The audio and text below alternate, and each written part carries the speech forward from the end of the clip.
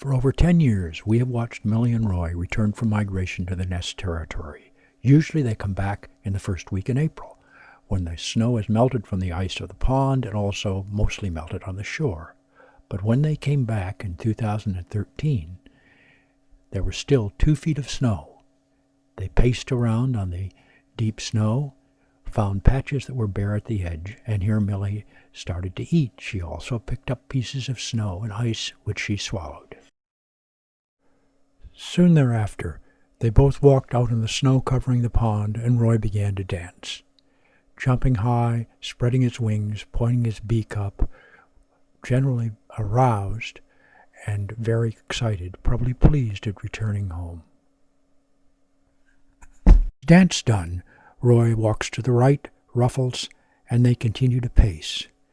Looking around intently in all directions, they're wary. The red skin on their foreheads, which is bare of feathers, almost bare of feathers, is pulled way back as they look around, and Roy gets a bit of snow, perhaps to drink. Then they return to the other part of their daily cycle, which is feeding. Millie comes to the shore, finds bits of food. She's still jumpy, so we don't know what that stimulus that set her off was, and she looks around carefully. Then again, they return to the dance part of the cycle, dancing at the edge of the pond. Roy jumps, picks up a leaf from the ground and throws it. Millie picks up a leaf from the water, throws it, and then they're done. They'll fly across the valley for the night. When they return on the morning of their second day back, Roy and Millie continue their inspections of the territory. They walk across the pond. Millie finds a hole.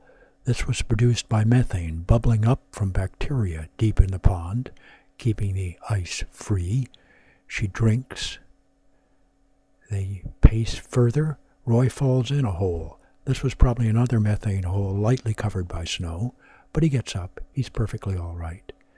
And then they find an island, this one covered by cattails. Millie is interested in the cattails. She pulls on one. This is sort of her preliminary nest building behavior.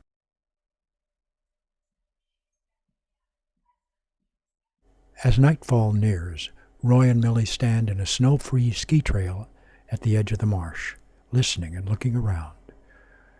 Roy's on the right, Millie on the left. They unison call. Roy a single call, Millie a double call. Then they listen for about 30 seconds. Millie starts to preen.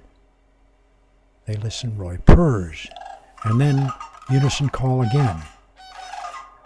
This unison call done, they will wait briefly and then fly across the valley to roost for the night.